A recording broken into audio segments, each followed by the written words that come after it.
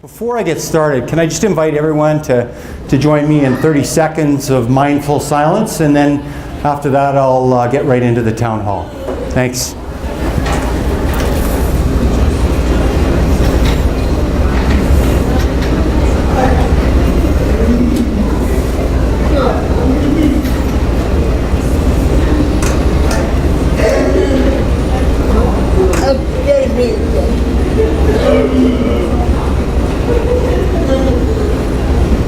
Thanks, everyone.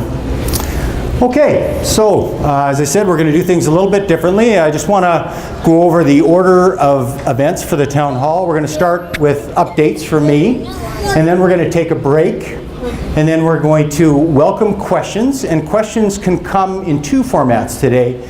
You can write them out, and the pieces of paper, the pens are just back on that little table beside the high chair, just beside the entrance to the kitchen. Dana and Leanne will have mics for live questions too. So then after it's updates, we're going to have a break, and during that break, that's when you can get the questions and write them out if you want. But we'll also take live questions right after the break. And then after we're done that, we will have a period of time where we're going to do a little bit of recognition. So people will be invited to come to the mic and recognize colleagues, teams, etc., if they'd like for work that has occurred within the organization.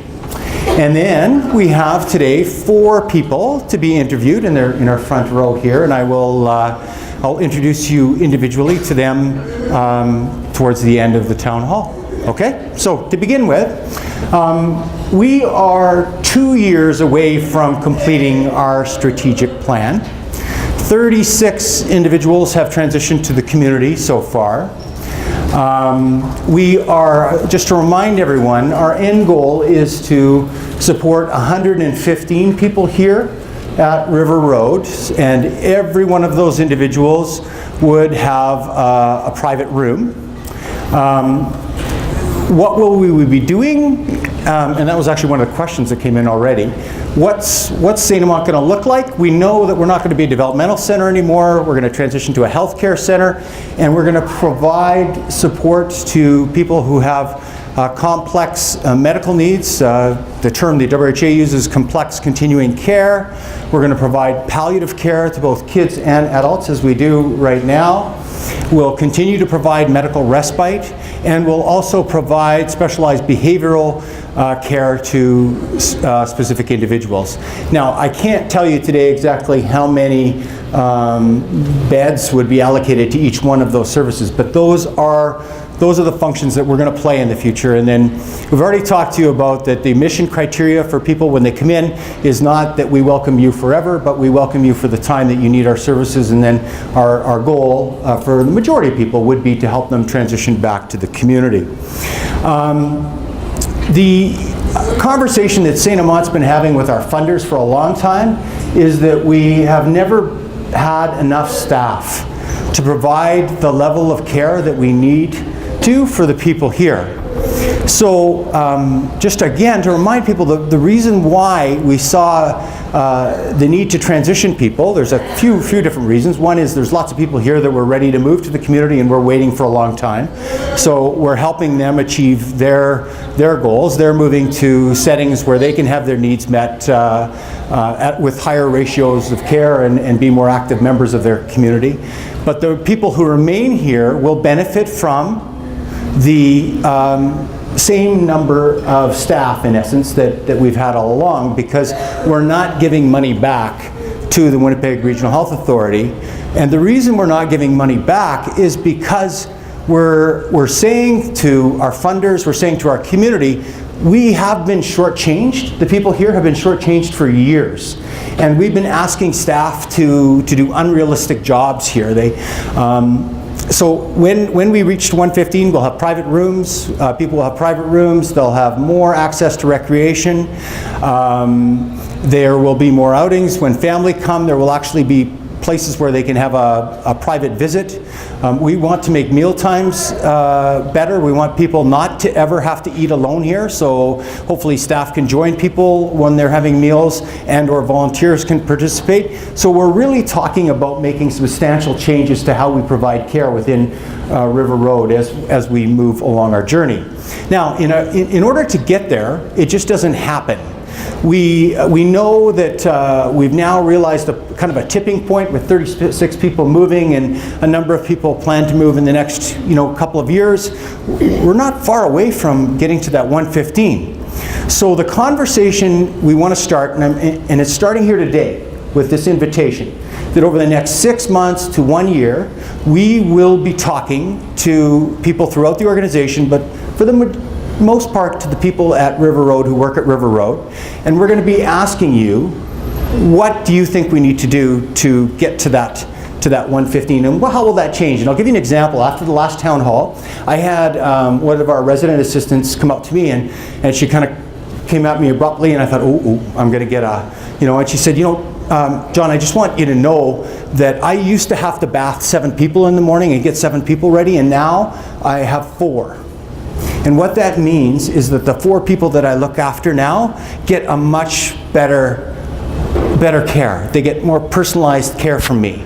I don't feel like I'm rushing through kind of 7 people and not having a chance to stop and say, who this person is, and kind of give them the care that they really want. So I use that as an example. Now that staff member is starting to figure that out. They're actually adjusting their workload to make sure that they can provide better care to the fewer people that they have responsibility for. Not everyone here can figure that out without some help. So we're going to have that conversation with all of our staff. We'll do focus groups, we'll use our existing meetings, and we'll probably set up some special meetings to talk about that. And what we're interested in is how should we be organizing ourselves to improve the quality of life for all of the people that we support here. How should we, what kind of leadership models do we need on the units? Because we've already talked about that the type of care we'll provide will change. So that also provides an opportunity to look at, the way we're structured on the units. Does that make sense? Let's have that conversation now. And then what are the training needs that we have as we move forward? We as management think we know some of those, but we want to hear from staff as to what you think you need. I've already heard, if I'm going to be asked, or if I'm going to take a job supporting people with behavioral challenging needs, I definitely need some training in that area. Well, we will make sure that you have that before we ask you to go and do that work. That's part of what we're planning for in the future. So today we really just kind of want to launch that conversation. So over the next 6 months to a year, hopefully you'll be approached through a focus group or through some other mechanism to provide us your feedback. I now want to move on to, I want to give a little plug for Juliette and Chantel and Allison, our staff in the foundation.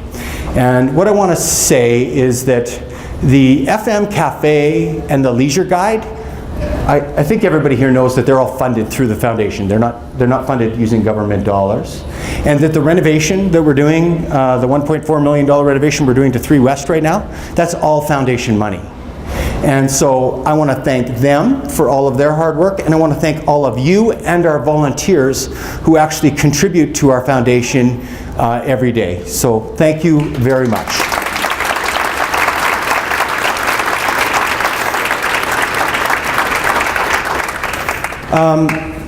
Some good news. You all know we participated in the 3rd year in the WHA AON engagement survey. So I'm not sure, I think some of our leaders know where we ended up, but I'm not sure everybody else heard. So last year we had 32% of our staff, which is 332, participate in the survey. This year we had 649 staff. So we almost doubled that. The WRHA engagement score across the whole Winnipeg Regional Health Authority was 61%. We moved from 67 to 71%. So congratulations to all of you. That is awesome. The only other organization that did better than us was the Pan Am Clinic with only 104 staff, and they had a score of 84. So it's good to see it's going up. And what engagement is that if you're engaged, you're saying good things about this organization and you're staying here. And that's what we want. So 71 is not a perfect score. We have a ways to go. We have invited each of the areas to create 3 priorities from the engagement scores as to what they should work on. So, for instance, River Road Place received their feedback, and their priorities might be different than the community residential program or community services, just to give an example. So each of those areas are working through their priorities, and we'll be sharing those in the near future. I do want to highlight that our team leaders in the community residential program, their engagement score was 95%. Now, what's really interesting about that is that went up, I think, almost 25% from last year.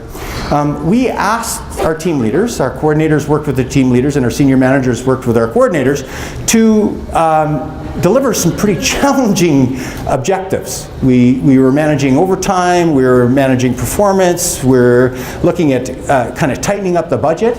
And I was, as a leader, I was kind of going, oh geez, I'm not sure how everybody's going to respond to that. And what do you get? You get a higher engaged staff, and when you follow the bouncing ball, what you get is you empower leaders to make, to make decisions and to work with their teams, and I think we're seeing the result of that. So I just really want to thank all of them for their hard work, and obviously we saw the results of that. Our middle management score went from 38 to 64, so that's a pretty substantial increase. The areas that came out of the survey that we need to kind of collectively focus on are increasing empowerment and influence, which I just talked about, right? So giving our leaders the tools and then giving them the room to go out and do that work. Managing performance, and then career opportunities. And then the last one that showed up is pay. And some of the things I'm going to talk about around government funding, et cetera, might help answer the pay questions as we move forward. Okay, so let's talk a little bit about government and where we're at. There's lots of rumors around today. Some of them aren't rumors, some of them are front page budget items. Our budget is roughly about just, I think around approaching $85 million. About 30 million of it comes from through the Department of Health, through the Winnipeg Regional Health Authority, and the remaining 50-some million comes through the Department of Families, the majority of it. We know that the WRHA was given an $85 million target. The only piece that we're playing in that right now is they've asked us for about $85,000. So I don't mean to say that that's not anything, but it's not anything close to what some of the other parts of the Winnipeg Regional Health Authority are being asked to find. We know that they have asked for a 15% cut in management in the Winnipeg Regional Health Authority. That does not apply to us. But I will tell you this, in the last 5 years, we have grown by 30%. So our budget, I'm kind of reflecting that from the budget numbers, and you probably see that in the numbers of employees we have too. At the same time that we've grown that amount, we've reduced 2 directors, we've reduced 2 administration positions and 5 management positions and actually the 5 management positions were primarily in the community residential area. So we can't, in essence, be criticized for not looking at trying to streamline some of our management and administration services. Our constant conversation and focus here is how can we direct dollars to care, to people, to making sure that people have the experience in their daily lives that they need to get from us. And as an example of that, just recently you saw an announcement, I think most of you did, that we terminated our contract with Merrick Hospitality, and that we're looking at some of our non-core services like the cafeteria, and we need to make sure that we are operating with the utmost efficiency in services like this, because if they're costing us extra dollars to run some of those services, those are dollars that we could be using for direct care or etc. So we are taking a closer look at some of the non-core services, and I use kind of the cafeteria as an example because we've been talking a little bit about that lately.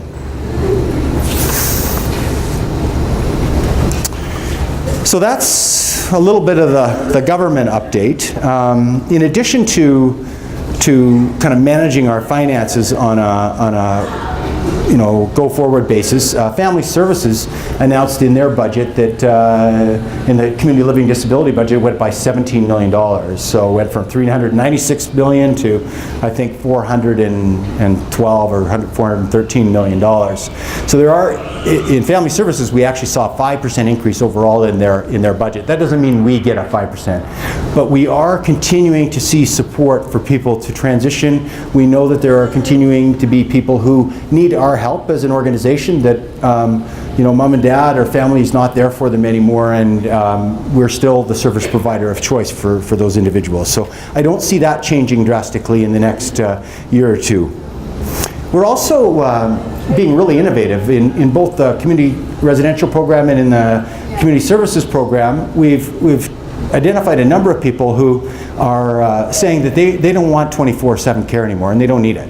They want to move to a supported independent living situation, or they don't need somebody overnight. They're fine at night. So we'll remove the night supports, or we'll if somebody wants to move to a kind of a more foster environment to live with a family, we're helping them realize those choices. So the reason I mention that is that is innovative, that is progressive, and I want to thank all of our staff for all the work that they're doing to support those people to make the choices and to live the choices, because sometimes there's a little bit of risk associated with some of those choices too.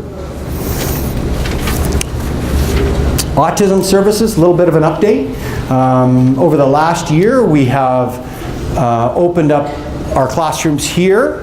We have our site on Wall Street. So we actually have created more site-based services in the autism area. And it seems to be working really well. That's a positive. We've also kind of tried to throw together services for kids who are possibly going to age out with any services. That was our kindergarten program, and our staff did an amazing job of pulling all those services together in a very short period of time. We're in the process, though, of still talking about a wait list of 100 kids. So these are all our kids between the ages of 2 and 6 who are just about ready to go to school, and they're still not able to access services. That conversation is one that involves both the Department of Families and the Manitoba Families for Effective Autism Treatment, is an advocacy group of parents. And in the next couple of months, we expect to have a meeting to talk about what are we going to do on a move forward basis. So ideally, we need more money. We may have to reconfigure more of our services. You may see the development of even further more site-based services in the autism area, but some of that needs to be confirmed in the next little while. Next, I want to talk about Jordan's Principle. And everybody, Ben Adamant's back here. He's our Director of Clinical Services, and this is something a project that Ben got involved with through the Rehab Center for Children, and then through conversations with the federal government and a department within the federal government called First Nations Inuit Health. They came to us under Jordan's Principle, and Jordan was a 5-year-old boy from Norway House, so right here in Manitoba, that had some really complex medical needs. He went into hospital, and the province and the federal government kept fighting about who should pay for his services for him to return to his home community of Norway House. And the sad part of the story is that Jordan died before the governments could figure out who would pay. So that's why it's called Jordan's Principle. The principle is now backed by $338 million in the federal government across Canada to make sure that kids with disabilities who live on reserve have equal access to services. So how did St.Amant get involved? Just a couple of facts. One is 30% of the individuals that live here at River Road are Indigenous. About 20% of the people that we provide services to in our community services are Indigenous. So if you think that we're not serving, we are. There are no Indigenous organizations that are designated to serve people with disabilities. There are lots in the child welfare world, but there are none with the expertise in disability. So when they needed to look at how they're going to provide services to kids on reserve, they came to us. Now we stopped and said, are we the right organization? And the answer was to say no would be irresponsible. To say yes and to start to develop that capacity. Now, the journey may end where we help another organization or create another organization that is Indigenous that can deliver these services, and then we can kind of step back. But we do, I believe, have a responsibility to step up and help these kids and to figure out how to do that, which will be a challenge for some of us. I am not Indigenous. Many of us are not. We don't come from that experience, so we will, of course, be trying to recruit people who are Indigenous into some of the positions that the money that we've secured through the federal government. And the first year, we've got $1 million. They've already let us know that we're supposed to get to work and start to hire some people. What kind of services are we going to provide to those kids? It will include services similar to what we provide through our family care project right now, services similar to what we provide through psychology and some of our autism services, some counseling services that we haven't been necessarily an expert in, but that we're prepared to start to develop some capacity around. So we'll see where that goes. I'll keep you updated, and I'm sure Ben will keep us updated as to what's going on. We'll have a little bit of an advisory committee, so there will be, like there's a nurse consultant position, for instance, in this set of services. So Carrie Heather is going to sit on our advisory committee, and we'll have people from, somebody from community services or community residential also. So that's kind of new and exciting, and in times when everybody's talking about cutbacks, we're being asked to do a little bit more and answer another unmet need, which is what the Grey Nuns did long before I joined this organization. Next, I want to touch on the Reno to 3 West. Everybody knows it's been going on for a couple of months. If you don't, it has been, and it will be done this fall. Somebody said, don't give them the year, because sometimes a construction project. So it will be done this fall. And if you haven't seen what a renovation can do, One East, for those of you who've been on One East, will know kind of the transformation that occurs. And then at the end of that, we have created private rooms, hopefully for people. I don't think I mentioned right now, but I think we have 56 or 58 people in private rooms. There's 149 individuals, I think, as of today here at River Road. Now that I'm not sure with the construction's going on, we might be down to a few less than the 56, but we were at 56 private rooms, so we're making progress. Another item I just want to touch on is, I don't know how many of you know, but we're part of the Catholic Health Corporation. So again, the Grey Nuns started us and a few other entities, and a few of them are St. Boniface Hospital, Marymount, Sarah Riel, Flavie Laurent,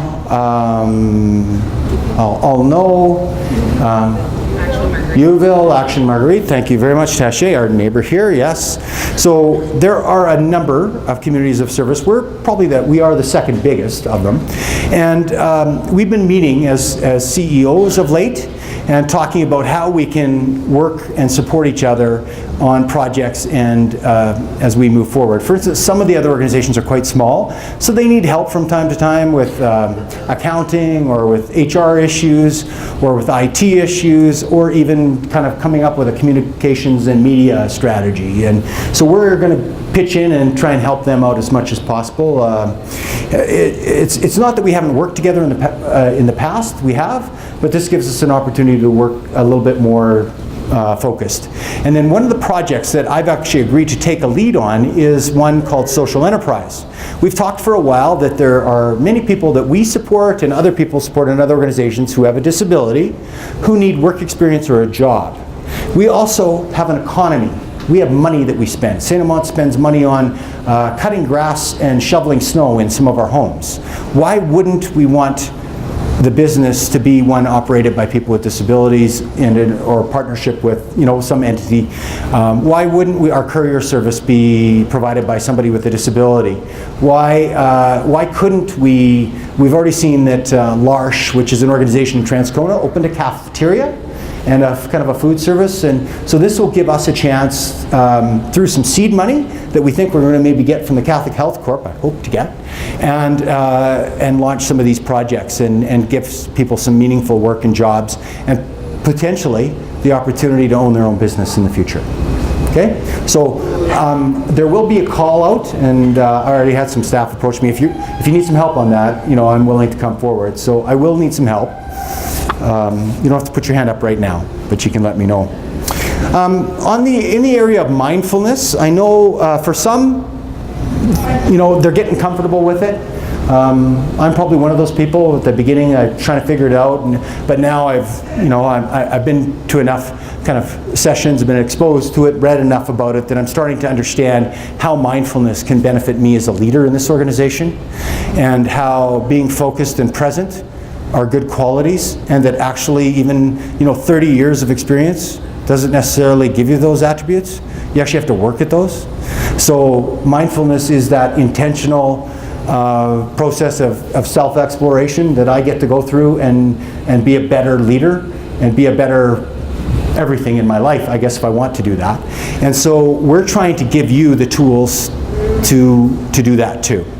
And we're training staff on how to provide care in a very mindful way, how to talk to families in a very relate to families in a very mindful way. We have introduced the peer advocates just recently. We have 9 that have stepped forward, and I want to acknowledge them. I want to really thank them for showing the courage to come forward. And what that means is that they're out there, and they will offer support to you. They'll offer ideas. When you want to have a conversation about what is mindfulness, what does it really mean, they're there to have those conversations. They're your colleagues. So we're really hopeful that we're not expecting anything to change by July 1st. This is a process where we're all in it together, and we're going to figure it out together. So the invitation is there, and there are opportunities on an ongoing basis to take training or etc. So stay tuned. I want to talk a little bit about the Research Center. Everybody knows we have a Research Center associated with us, and that we have a strong partnership with the University of Manitoba, that we do research in the areas of autism. We're doing research on transitioning people to the community right now. We're looking at crisis supports, behavioral supports. We're starting a community clinic, so we're going to look at comprehensive health assessments for people. And so that there is research being done in these areas. We've participated in some research around pain management, because we know, this is one thing that, if I stop and think about it, if I was unable to speak to you and I'm in pain, how unbearable that truly would be. And so it is an area that and given the work that we do in our organization, we better be good at it, and we better make sure that we know what is cutting edge around pain management and how to support people. There's a partnership with WCB, Workmen's Compensation, around how do we make sure that people that are supporting individuals who, from time to time might cause an injury through work, etc. What training are we giving our staff and our supervisors, etc., to make sure that those opportunities for injuries are minimized? And the leader of our research centers is Dr. Toby Martin. And Toby, are you here today? See, no, maybe not. So I'm going to brag a little bit about Toby. In about 6 weeks ago, or I guess maybe, somewhere in that time frame, he was invited by the St. Boniface Research Center to go to Israel with a bunch of other researchers, to go to Ben Gurion University and talk about autism, because they're doing research on autism over there. And out of that, there may be an opportunity to do some research with them. And I just point that out because if you think that we're just doing research here in Winnipeg with the University of Manitoba, no, our researchers are partnering with people from all over Canada, and even, Bev Temple did some work with some folks in Ireland, etc. She's one of our nursing researchers. So just sometimes I feel like we don't talk about the Research Center very much. So I just wanted to take a moment, let you know they're there, they're working hard, and there's some really neat things that are happening. So I'm almost at the end of my portion of the town hall. I do want to just remind everybody, we're doing lots of different stuff. We're doing it in 100 different locations now. You know, we have all the homes that we provide supports in, foster homes, our shift-staffed homes. We have Wall Street, we have Moore. We're out there, and it probably going to continue to be out there on a growing basis over the next years. So just remember, yeah, you're focused in your particular area and you're doing your work, but the collective impact that we have as an organization is pretty amazing. So I just wanted to, these are the times when we're all together that we should actually think about that, and how much across the lifespan that we have an impact on many different people and their families. So I want to say thank you very much to all of you for all of your hard work that you do every day. So with that, we're going to take a little bit of a break. I'm going to remind you the questions, if you want to write them out, are there. If you want to just speak them, Leanne and Dana, after we come back, will be roving with the mics, and we'll try and answer as many of them as possible. I already have, I think, 10 or 15 over here. Okay, so let's take a break, and then we'll come back in 10 minutes. Thanks, everyone.